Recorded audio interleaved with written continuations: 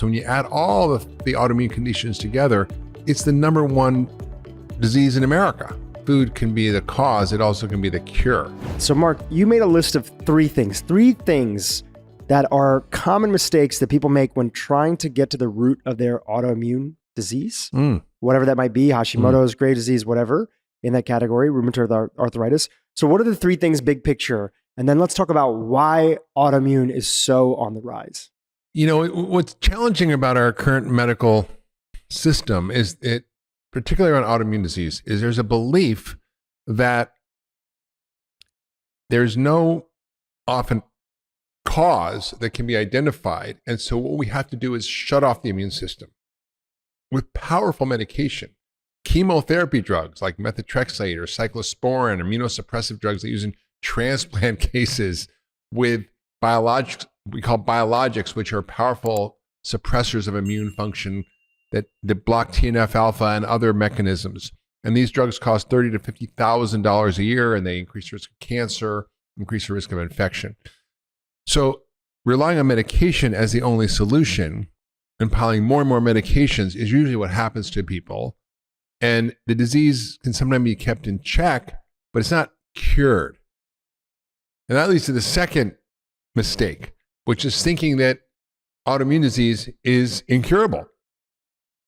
And that's what I certainly learned, that once you got it, you got it. You got MS, you got rheumatoid arthritis, you got lupus, you got Hashimoto's, you got whatever. And there's a bazillion autoimmune diseases that affect over 80 million people, more women than men for different reasons. But the basic belief is that it's a one-way street. And I've even talked to rheumatologists about this and said, gee, they said we never recheck autoantibodies because the way we often diagnose it in addition to symptoms is looking at the antibodies your body produces against itself. So autoimmune disease essentially is where your immune system turns on you. You start attacking your own tissues. You start attacking your brain, your nerves, your heart, your muscles. There's all these different organs and systems in your body that can be the targets of your immune system.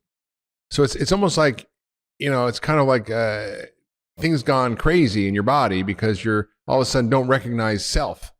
Why don't you attack yourself? Because your body knows it's you, right? If you get a blood transfusion from someone who's not a type, you'll get a transfusion reaction. If you get a kidney transplant from someone who's not your type, you get a transplant reaction because your body's like, that's not me, that's foreign.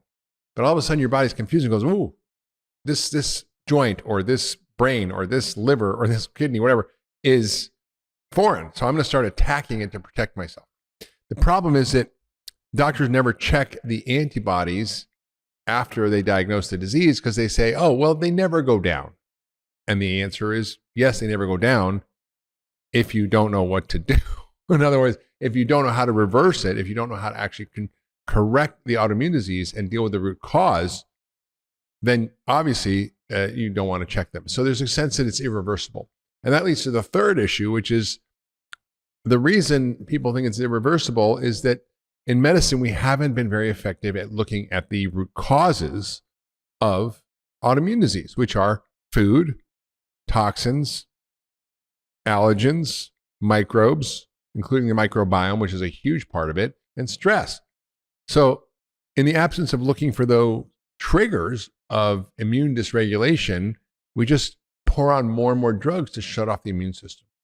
So Mark, let's take even a further step back than that. What are the underlying conditions that are contributing to an explosion of autoimmune that's going on in the world that the world has never seen before? Yeah, it's incredible. I mean, Drew, I remember seeing a graph years ago in a medical journal. I think it was New England Journal of Medicine. It showed the declining rates of infectious disease, polio, tuberculosis, all that stuff, and measles. And then at the same time, the graph was like all the autoimmune diseases, MS, rheumatoid arthritis, lupus, Hashimoto's, and lots more, all on the rise. So it's not like we mutated our genome in the last 100 years. What happened? There's a fundamental change in our environment. One, we stopped having to deal with infections.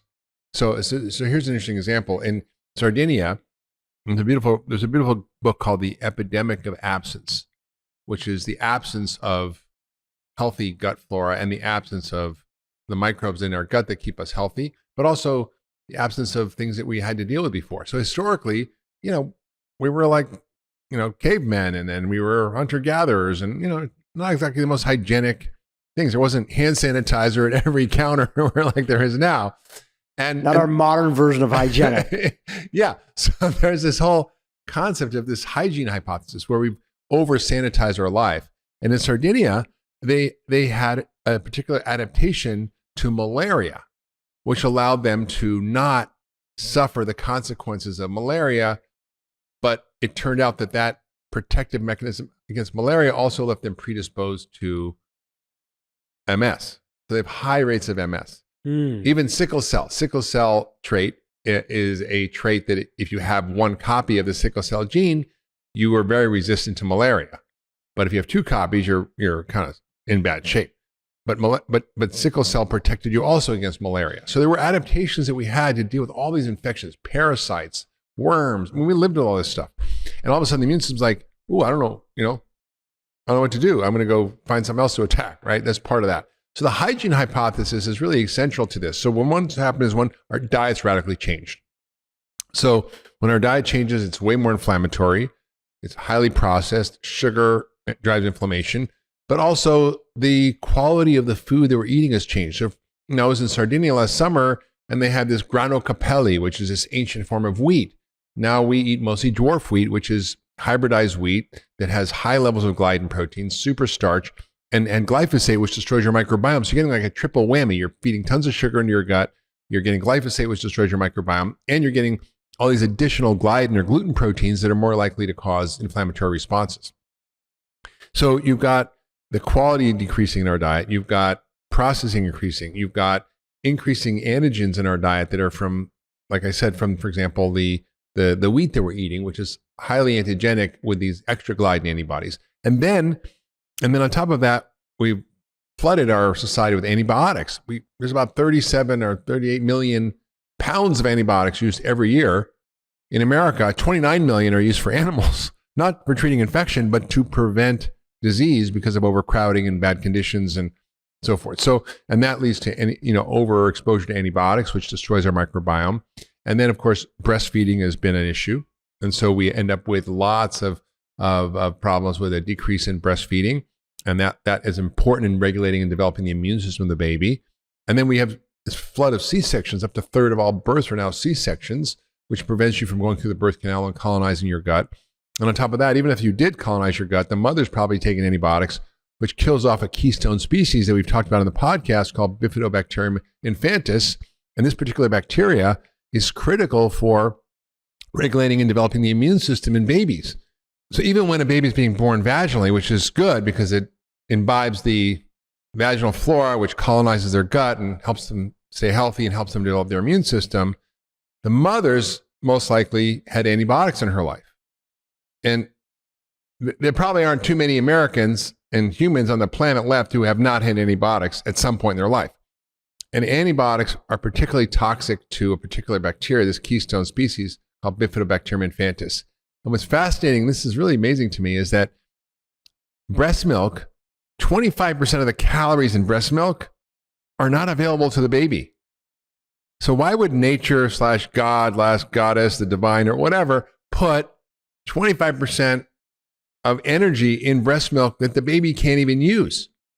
It's to feed this particular bacteria and other bacteria called oligosaccharides. They're undigestible starches that are so big the body can't break them down, but the bugs love them.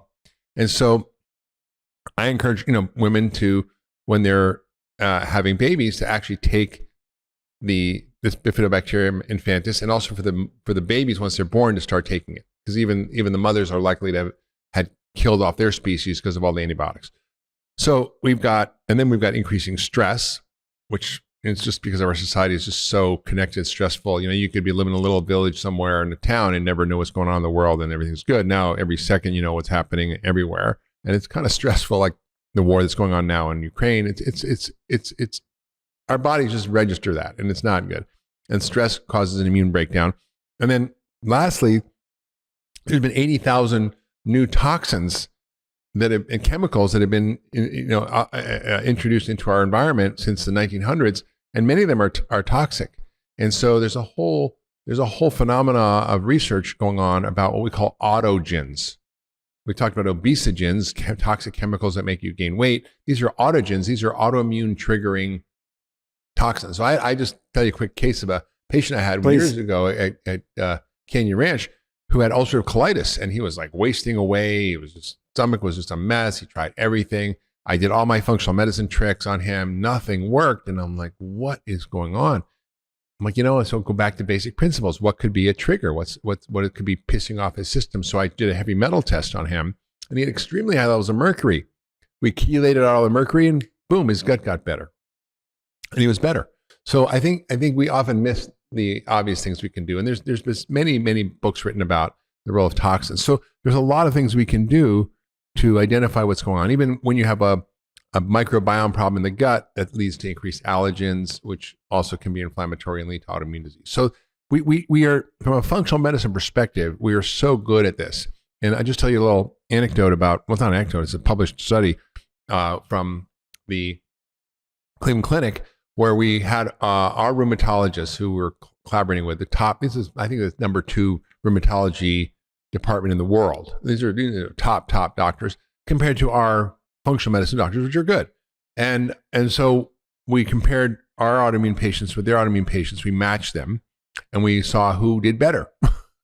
And you think, these guys are the world's experts, and they're great, and they're my good friends, and what they do is amazing. And they know a lot more than I do about most autoimmune diseases. But when we focused on cleaning up their diet and dealing with the microbiome and optimizing their health, the outcomes were amazing. And our patients did better on all the objective rheumatology metrics that are standardized metrics that the rheumatologists use to determine the effectiveness of a treatment.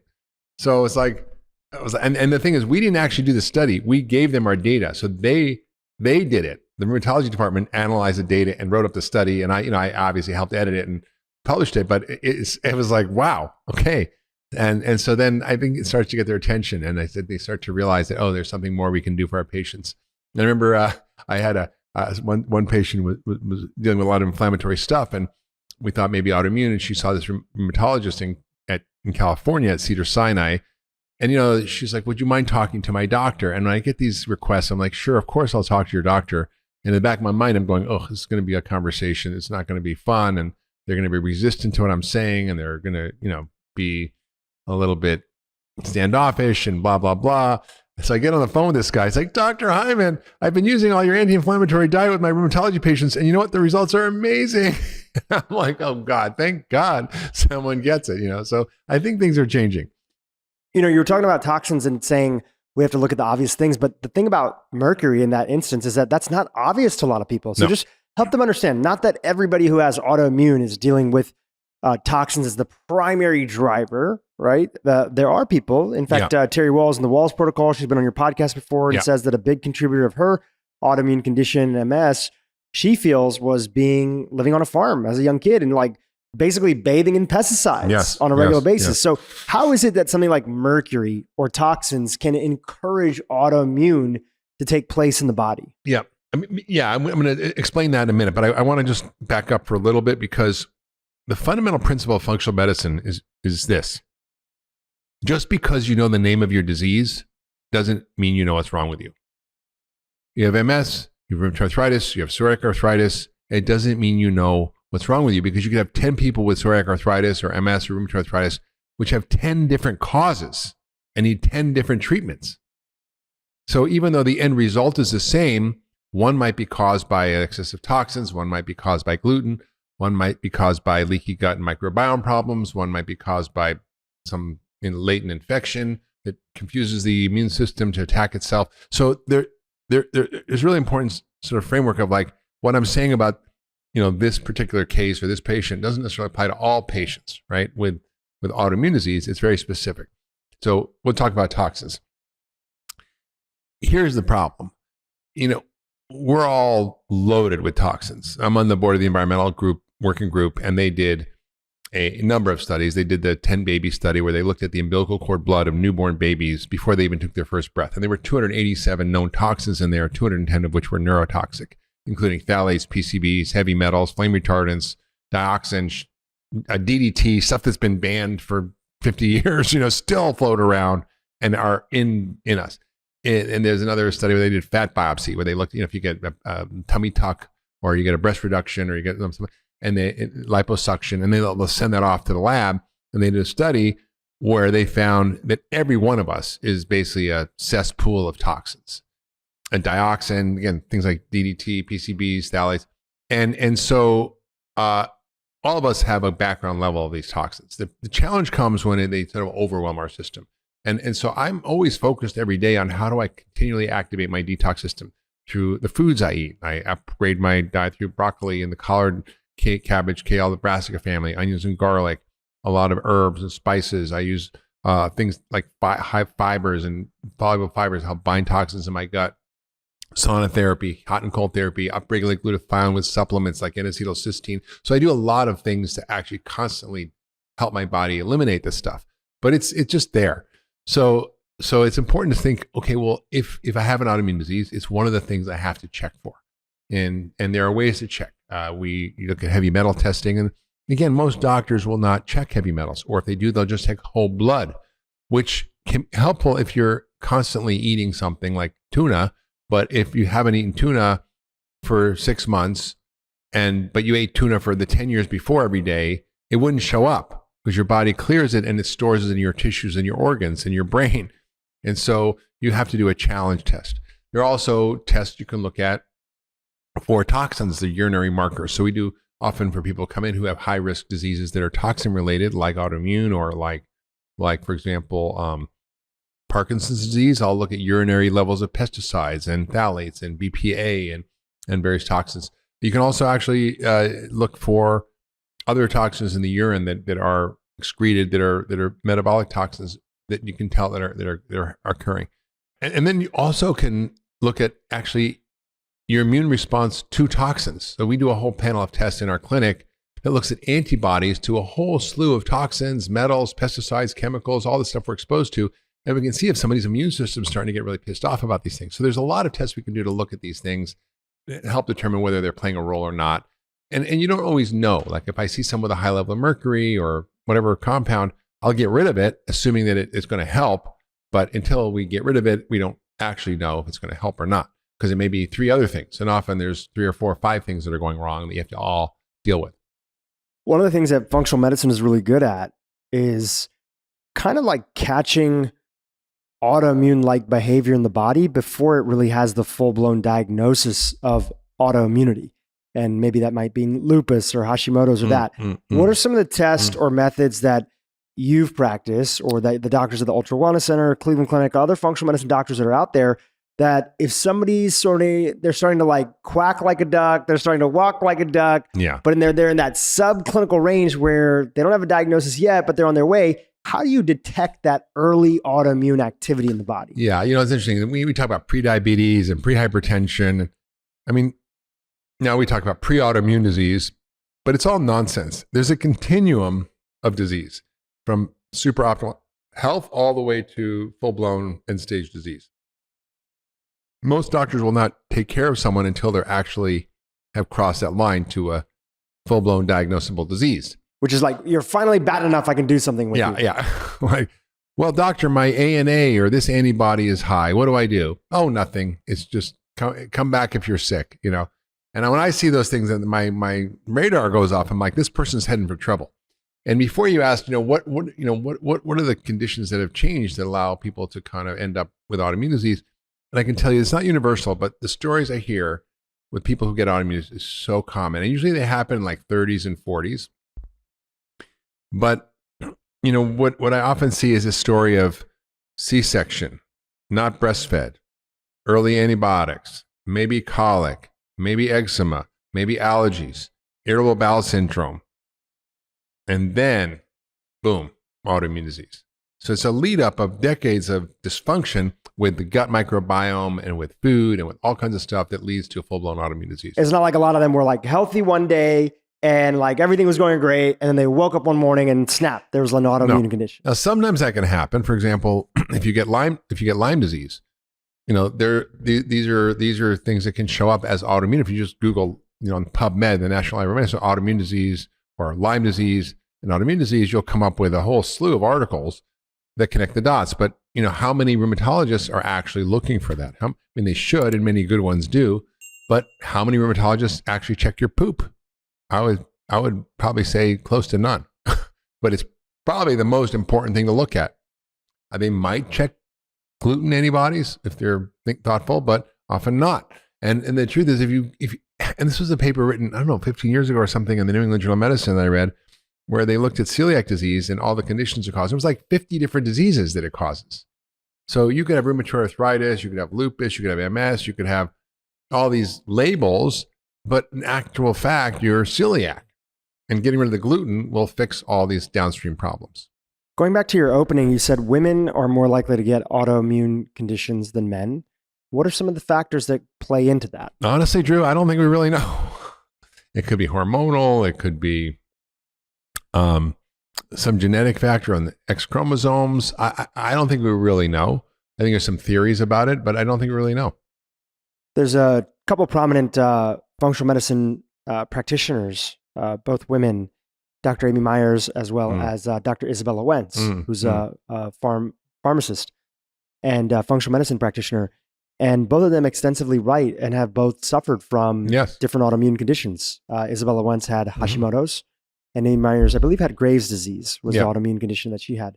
And one of the things that I've heard them talk about and speculate is that we know that the modern day stressors that we go through, societal stressors, the fast-paced life, working out all the time in a very intense way, like a CrossFit type of way, like the modern stressors that we go through today, that women, biologically, right, women tend to seem to be more impacted by those things and it infecting their hormones. Not that men are not as impacted or other things, but there does seem to be a different way that some people, and of course there's differences with even there are going to be some men that are more susceptible to stress. There's going to be some women that are better at handling stress. So there's a lot of unknown that's there, but I think it's a good thing to highlight because if we don't start having an honest conversation about it, we may not think about the things that need to be done on a societal level to protect, for example, in this case, women from suffering from a lot of the autoimmune conditions. It's for sure, Drew. I think that's a really important point.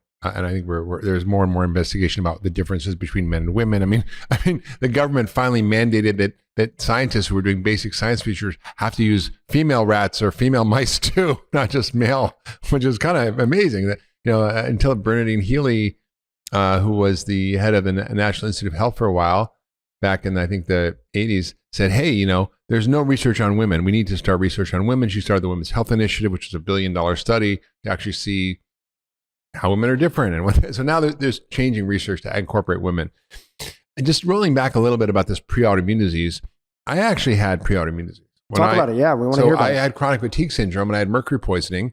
And when I did my lab work, I found an elevated ANA, which is anti-nuclear antibody. It's an antibody against your own nucleus of your cells. And now I don't because I fixed it all. And I also developed another autoimmune disease as a result of a complication from a dental procedure where I had an antibiotic that led to me taking something called clindamycin, which causes C. difficile colitis. And this is C. difficile, I cleared out the C. diff, but then it resulted in this full-blown colitis. So I had inflammatory bowel disease and ulcerative colitis for 5 months until I figured it out, and then I cured it. And now I don't have any problems, and my gut's fine. I just did a poop test, and it's perfect. So I think, I'm like, oh, a nice poop. So I think we really know how, in the 21st century, using the filter of functional medicine and the framework of understanding the body as a system, to understand where things go awry and how to regulate inflammation and how to deal with the root causes. So it's really, really important. And I think, people can go, well, I'm on an autoimmune paleo diet and I'm not getting better. I'm like, yeah, okay. Some people, it works like that. I had a guy come up to me at Cleveland Clinic. He said, Dr. Hyman, I did the 10-day detox for 10 days and my rheumatoid arthritis went away. Is that possible? I'm like, yeah. If it was something you were eating, if it was gluten, for example, sure. Absolutely. Another person was like, I'm not better. Well, yeah, maybe you have Lyme disease. Maybe you have mold exposure. Maybe you're mercury toxic. Maybe you have parasites. We know that rheumatoid arthritis, for example, can be caused by parasites because we've seen the literature on it. There's I think DQ4, which is a particular gene that makes you susceptible to this. And it can be caused by Entamoeba histolytica, which is amoebiasis. So we know this in the literature. There's a phenomena of inflammatory infectious spondyloarthropathy. So this isn't something really new to medicine. We understand that there are triggers. It's just that we're not very good at looking for them, and we're not very good at treating them. And so as a doctor, as a functional medicine doctor, I'm an inflammologist, I'm a toxicologist, I'm a microbiomologist. That's what I'm a nutritionist, I'm a stress expert, because those are the things that actually matter when you're trying to unravel this puzzle of chronic disease. Can you talk about some of the tests that you might run that a typical doctor may not run or may not even know of necessarily when it comes to seeing if somebody has autoimmune factors that are going on in their body? For sure. So there's layers, right? The first tier, the second tier testing, third tier, so we can get really deep. But the first tier, almost everybody who comes in with autoimmune disease gets food sensitivity testing. So I'll do a lab I use like Cyrex, I like a lot. We'll look at all like 20 different antigens for gluten, because the regular gluten test, you might not pick stuff up. I'll look for cross reactions, dairy and other things, other grains. I look for leaky gut markers. So there's a whole panel I look for leaky gut, because if they have a leaky gut, that's the target. And one question on those. People often ask, like, what's the test that'll tell me the exact foods that I can eat and can't eat? There isn't one. There isn't one. So you're still running those tests, but explain why. What are you looking for? Well, I'm looking for when you're running those tests? how pissed off is your immune system to food.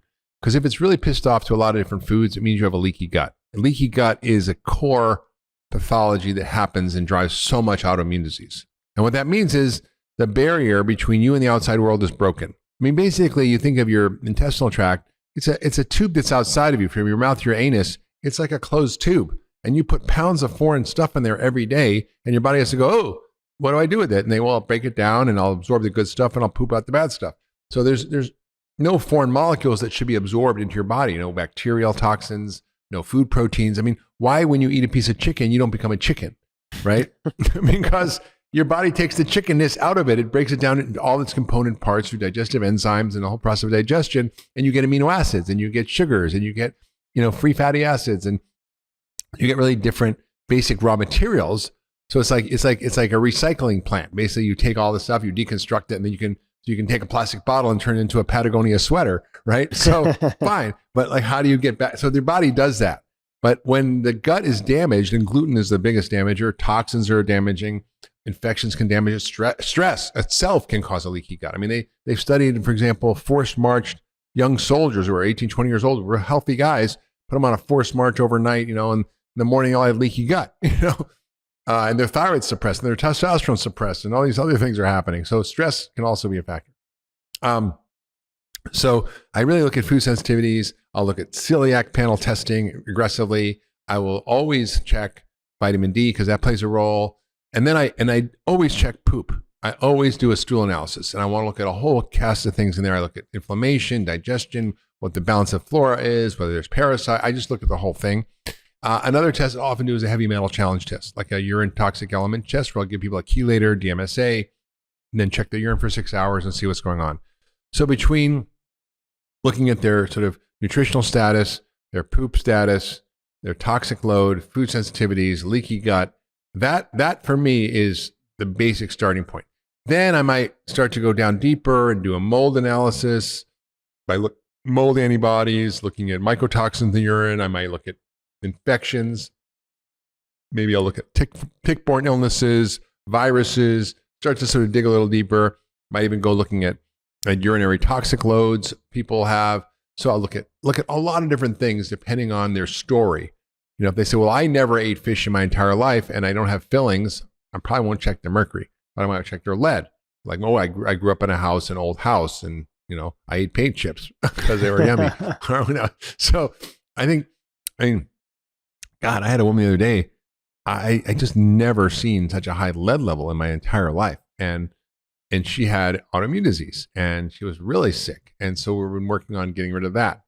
Now, there are 3 other 4 things going on with her as well, but that can be a precipitating factor. So I start to sort of dig into all that. And of course, there's the normal tests you look at, your autoimmune antibody test, like you could look at antibodies for MS or antibodies for arthritis or lupus or this or that disease. There's a whole cascade of antibodies we can check. But all that tells you is, yeah, you have an autoimmune disease. Doesn't tell you why, just like, okay, great. Thanks for telling me. Now what? It's so true. And I just tell you another story. Can I just do another story? Please. So there was a little girl that came to see me years ago who was named Isabel. Who was 10 years old. She was from Texas, and she had that just cutest Texas twang and accent, and she loved riding horses. And she was suffering from something called mixed connective tissue disease, which is like an autoimmune disease from hell. So not only does it affect a particular organ or joint, it affects everything. So it affected her muscles. Her muscles were inflamed. Her liver was inflamed. Her blood vessels were inflamed. Her joints were inflamed. Her skin was on fire. Just everything was just like crazy. And when I took her history, she ate a lot of sugar and dairy, and she also ate a lot of tuna. She liked sushi, so she ate a lot of tuna. And so I said, okay, well, let's start looking. And she was getting treated with chemotherapy drugs. She was treated with something called solumedrol, which is like prednisone, intravenously every 3 weeks, which was enough to kill a horse. I mean, this is massive, massive doses. She was swollen because of the steroids. She took drugs to stop the effects on her blood vessels, like the Raynaud syndrome that she got, like nifedipine, which helps out blood vessels. She took blood thinners because her blood was inflamed and clotting. She was anemic because it was affecting her blood. Everything was bad. And I found that she had high levels of gluten antibodies. I found that she had tons of antibiotics in her life and tons of sugar, lots of overgrowth of yeast in her gut. And she had high mercury. So I got rid of the mercury, the yeast, fixed her microbiome, and got rid of the gluten. And 2 months later, she came back and she was symptomatically better. And we were getting her off her medications. After a year, she got off all her medications and was completely healthy. And what was remarkable was that she had every single autoantibody. Like, you could just go down the list. I'm not going to name them because they're a little technical, but she had probably 6 or 7 extremely high levels of various autoantibodies. And all of them went back to normal, except for one, which stayed a little bit elevated. And she was fine. And I literally haven't talked to her in years. And I recently checked in with her. I was like, how you doing? She's like, oh, I've been in college. Everything's great. I'm healthy. No problem. All good. And then this is a woman, a woman who would have been really suffering her whole life from this problem. I was talking to another patient who had. And by the way, I think you made a video with her, and it's like on your website. We can share it. We can share it. Yeah, we'll have the link in the show notes. Yeah, there's actually an article I wrote about her. Yeah, you have a whole article. It's called "Isabel Overcomes Autoimmune Diseases." So we'll link to that in the show notes. Yeah, and I just had another patient the other day who was suffered from juvenile rheumatoid arthritis her whole life, and she's 30 years old and was struggling with arthritis, and we treated her, and she is completely better. So I see over and over again, if you figure out what the root cause is, if you use the strategies we use in functional medicine, you can help people to reclaim their health in a powerful way. And to me, autoimmune disease is one of those grand slam superpowers of functional medicine. And if you have an autoimmune disease, I encourage you to seek out a functional medicine doctor. Go to ifm.org, go find a practitioner, put in your zip code, look who's certified. Everybody has different skills and different interests. Some people are more focused on one thing or the other, but most of them are equipped to actually deal with this. So I would encourage you to do that. And even ask them for a consultation call. Like, how would you approach this? Have you treated other people that have gone through this pathway? Because again, like you mentioned, there's different degrees of education that are there. So dig in a little bit. It's not always easy. There's not a ton of functional medicine doctors that are out there, but there's a decent amount. And maybe we can link to a few of them. All right, Mark, this is great information on autoimmunity. We have a couple questions from our community that we're going to go into, and then we'll go into a little bit of a recap of some things that people can do starting today to help them get them on the right path and track to getting to the root cause of their autoimmunity that they're dealing with. All right, first question. My daughter-in-law has scleroderma and keeps trying different diets, but she believes she is dying from it. Are there actual diets to help slow this down? Can people live longer with this condition? Yeah, so scleroderma, Drew, is a common autoimmune condition that's based on the hardening and stiffening of connective tissue.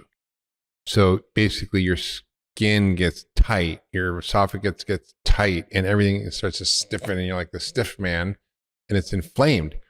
And it's basically the same exact approach that we take to all autoimmune diseases is look for the root cause, get rid of the root cause, and do a lot of things to help the immune system to reset and rebalance. And there's a lot of options out there for people. It's essentially starting with an autoimmune anti-inflammatory diet, which could be the 10-day detox diet, or it could be a more aggressive version, which is called autoimmune paleo. Autoimmune paleo is essentially getting rid of all the potential inflammatory foods that are not necessarily bad foods, but they can potentially trigger problems. Like lectins or nightshades. So essentially it's protein in vegetables. You get rid of nuts, which is you think is healthy, eggs, which I think is often healthy, but can be a trigger. Obviously dairy, gluten, grains, beans. So it's basically paleo plus. It's paleo, but no nuts and no eggs.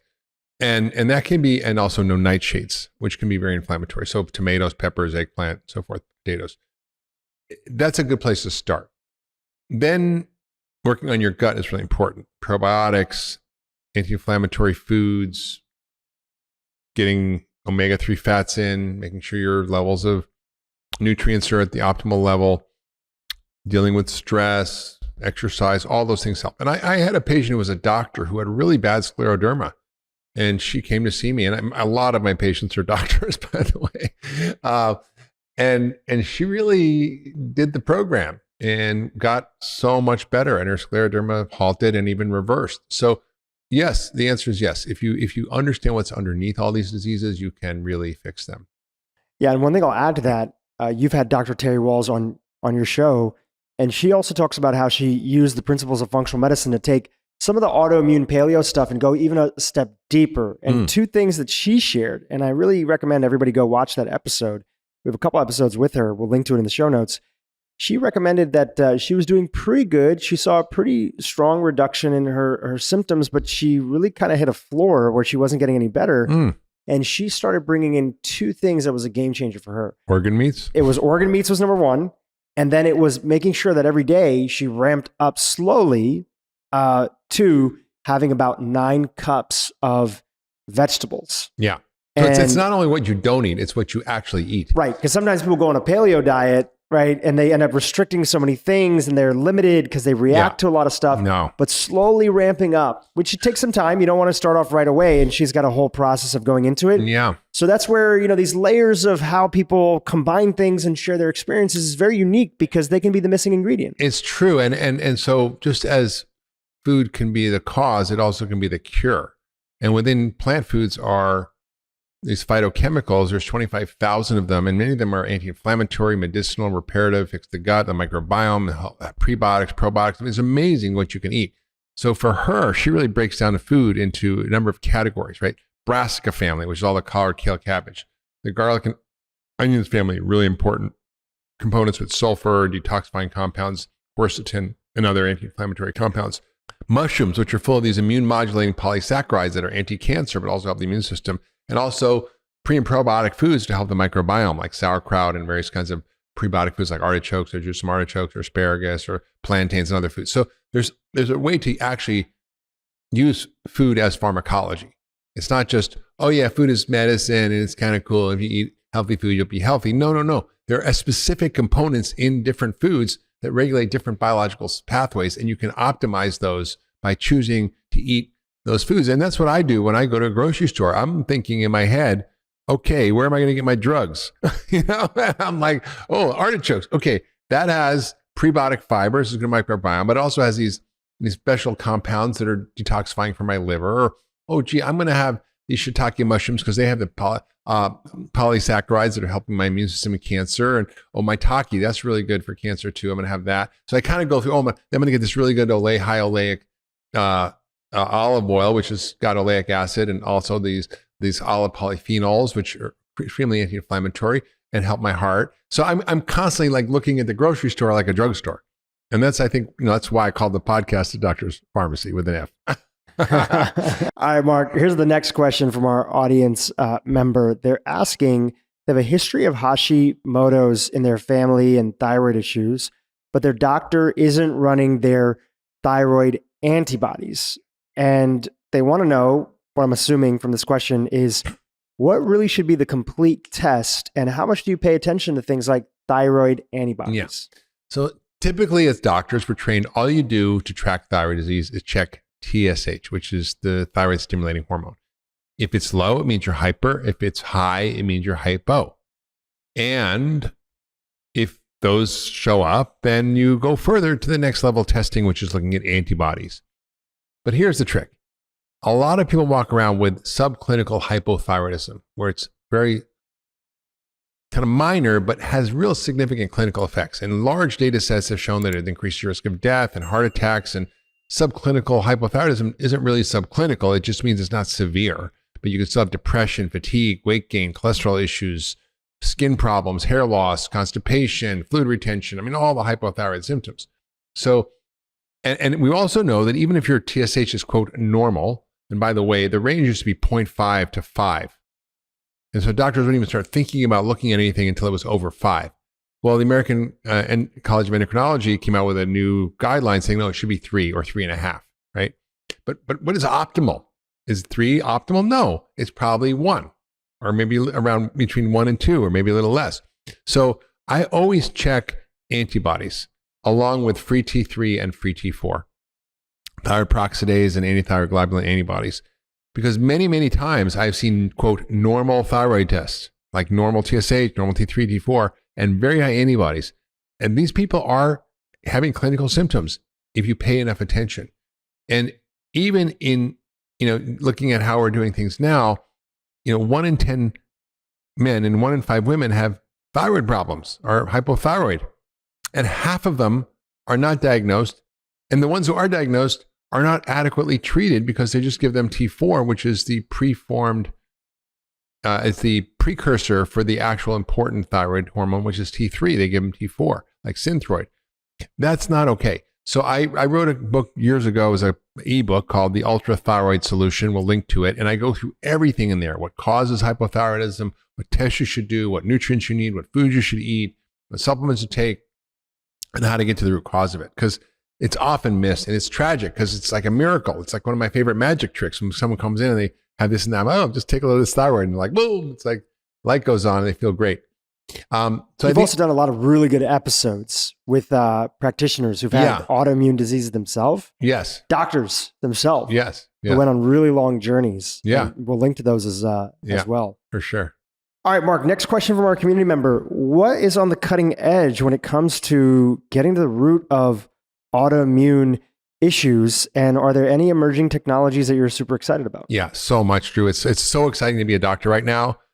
I mean, I'm God, almost 40 years in since I started medical school. God, can I say that? 40 years? Jeez. Anyway, but biologically, I'm 43, so it's okay. The truth is that there's so many exciting advances in our understanding of how to modulate immune function and autoimmune disease. I would say, though, that it's really important to always deal with the foundational basics. Food, toxins, allergens, microbes, stress, diet, really, really, really important. And all the things we talked about are first step. Then there's a bunch of technologies that are emerging that can be really helpful for people who are stuck or have challenges. And one of them is really exciting, which is peptides. Peptides are small molecular weight strings of amino acids that aren't long enough to be a protein, but they're like mini proteins. They're called peptides. And they're signaling molecules that the body normally makes. So for example, thymosin alpha-1 is a really important one that regulates immunity. As we age, our thymus shrinks. If it's a baby, you've got a big thymus, and that's the immune organ, and it shrinks as we get older, but you can actually grow it. So thymosin alpha-1 can be very helpful in modulating immune function, helping your immune system work better. So there's a whole class of peptides that can be effective. Second is ozone therapy. Now, ozone sounds wacky and crazy, and the ozone layer, and ozone's dangerous. If you Google ozone, the FDA is going to tell you it's going to kill you. Well, yes, it will, actually, if you breathe it. But so will water. It's called drowning. So it doesn't mean it's bad. It just means you have to put it in the right hole. And so ozone actually is what we call a hormetic therapy, which is a stress. It's an oxidative stress. So it creates, ozone is O3, and then you inject the gas directly, or you can do it rectally, or you can give it mix it with blood and then put it back in. And essentially it creates this bounce back effect in the body where it's like, danger, danger. And then all of a sudden the body kicks in its own repair mechanism. So it decreases the NLRP3 inflammasome, which is a whole inflammatory cascade that happens. It inhibits NF-kappa B, which is another inflammatory gene transcription factor. It upregulates your antioxidant enzymes, which help control inflammation, like catalase and glutathione peroxidase and superoxide dismutase. Lots of big words, I know. I'm just trying to explain to you how powerful this stuff is. And it also kills stuff. So if you have Lyme disease, viral causes, other things, it can be extremely effective in helping to reduce the burden of those infections. Sometimes we don't get rid of them completely, but it's just a matter of like, are they taken over? Like, for example, all of us have yeast in our gut, but if it grows too much, you get all these problems, right? So it helps to keep the infections down, and it helps to reset your immune system. So it's very powerful. It was really effective for me. And then there's a few other things that are being explored, which I think are really exciting, which is exosomes. Exosomes are little packets of healing compounds that are in stem cells that the stem cells use to do their magic. So rather than having to take the stem cells, which means sucking your bone marrow, sucking your fat tissue, and spending $1 bazillion, you can spend $500 million.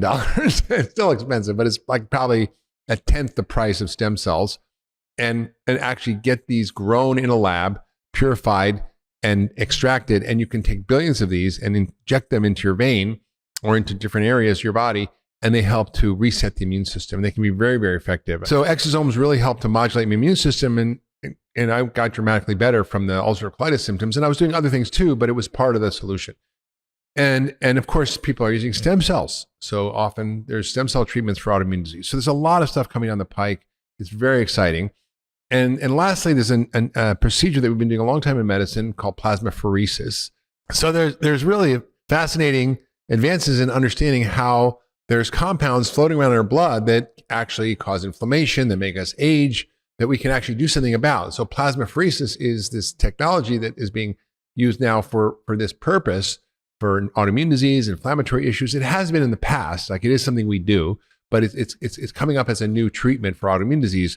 And it kind of reminded me of this story that's being emerging story around actually longevity, where they've sewn together the circulation of young mouse with an old mouse. And the old mouse gets the young mouse's blood, and it rejuvenates them, and they act like a young mouse. So it's kind of cool. So that means there's these components in the blood that are degrading or inflammatory as we age, and we can actually clean them up. So I've had plasmapheresis. I'm trying all these things on myself. So I'm just seeing how it feels. I'm trying this and that. Maybe that's why I'm 43 biologically. I don't know, but I've done plasmapheresis. I've done exosomes. I've done peptides. I like kind of experimenting. Yeah, and a lot of these things are experimental, but we need people to go and try them, and we need to popularize them. And the hope is that one day that more people have access to these things. What really needs billions of dollars of research to go into showing how these strategies that are not what I think are medieval practices are continued. So right now, we're basically treating autoimmune disease, except for a few little tricks like biologics, pretty much have we've done for the last 100 years, like steroids, prednisone. I mean, they would grind up the adrenal glands in animals, and that was where they get the cortisol, and then they'd give it to patients, back in the 50s as a treatment for autoimmune disease. So like, we haven't come that far from that. And it's unfortunate, but I just had a patient who was diagnosed with this sort of terrible autoimmune syndrome with massive muscle pain all over, and joint pain and aching and fatigue. And his doctors were giving him huge doses of steroids, and it kind of helped.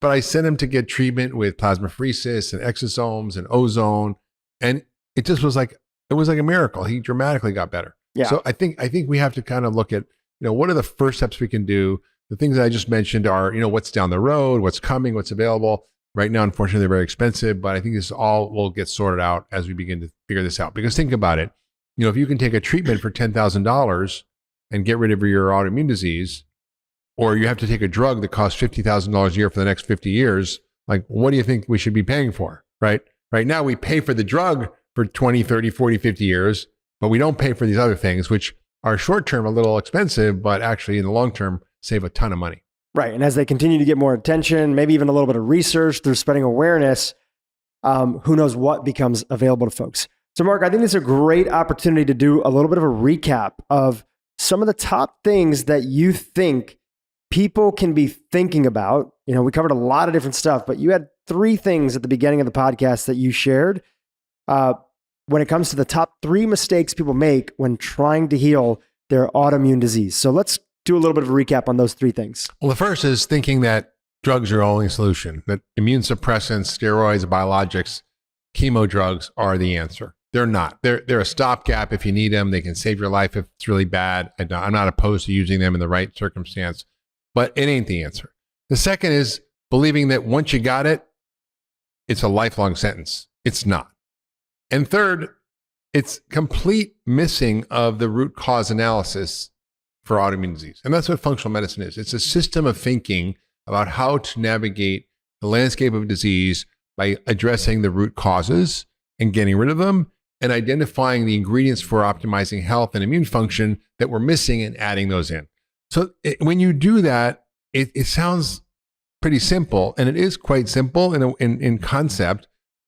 It's actually remarkable what happens. And this is when I started practicing functional medicine, Drew. I didn't believe what I was hearing. Like my patients I was like, try this thing that I heard about, do this elimination diet, or take this thing, and let's fix your tummy and see what happens. And then people come back like, I'm better. And I'm like, wow, really? You are from that? Okay. It was like theory that you were learning about, but you were actually getting a chance to see and put it into use. Yeah, I'm talking about like 30 years ago. And I was like, geez, this stuff works. And it works way better than anything I ever learned in medical school. Because I remember first hearing about it, I'm like, either this stuff is just quackery and nonsense, or it's genius, and I got to figure it out. And so I said, well, it seems pretty low risk to tell people to change their diet and do a few simple supplements and take this and that. Let's try it. And I would say to my patients, look, you got this horrible thing. And yeah, the medications may manage it, but it's not going away and you feel like crap. So why don't we try this? It's a little experimental, but give me a sample of your poop. Let's do your food allergies. Let's look for heavy metals. Let's try these things. Let's take you, down this course and see what happens. And time after time after time. And when I get stuck, it's usually because I'm missing something. And I'm like, oh, maybe you have, like a latent infection or a tick infection, or you have some toxin I didn't find, or there's something that I missed. But usually if I'm persistent, I'm like a bulldog, and I don't let go, and I kind of keep digging, and I usually find stuff. Yeah, and I think that's really the key is try to find a doctor. You're not really taking on new patients right now, so don't throw in a flood over here, but try to really look for a doctor that can continue to dig with you, because sometimes it does take some time. People are, what I hear from a lot of functional medicine doctors, including your colleagues at the Ultra Wellness Center, Dr. Liz Bohm and Dr. Todd Lapine and Dr. George, they say that the patients on average that are coming to them right now are so much more complicated than even 5 years ago. There's just so many layers. So really find a doctor who can sit with you, talk with you, and continue to dig, because there does seem to be a higher burden of things that are contributing to a lot of the diseases that people are suffering with, including autoimmune. It's true. I think, we're living in an increasingly complex world with increasingly challenging inputs that we're dealing with, whether it's, screen time or disruptions of circadian rhythms or sleep deprivation or chronic stress from the divisive society, the burdens of loneliness and COVID, not to mention the total toxicity of our diet, the overload of environmental toxins. I mean, just the list goes on and on and on. So, we're living in the best and worst of times. I mean, it's a great time to be alive, but it's also a challenging time to be alive because we're having to deal with things that we never had to deal with. I mean, people say, oh, Dr. Hyman, do I need vitamins and supplements? I'm like, no, you don't. You don't need, nobody should ever take vitamins or supplements, but only if you meet certain conditions. 1, you hunt and gather, own your own wild food. 2, you drink pure clean water. 3, you sleep 9 hours a night and wake up with the sun and go to bed with the sun. 4, you're exposed to no environmental toxins and have no chronic stress. And if that describes you, you do not need any vitamins. But everybody else, yeah. If you love that last video, you're going to love the next one. Check it out here. Fructose is a very toxic compound when it's free and unattached to fruit, right? Fructose comes in fruit, but if it's just free in the product you're eating, which is in sodas and all kinds of sugary drinks, and it's in everything. It's in bread, it's in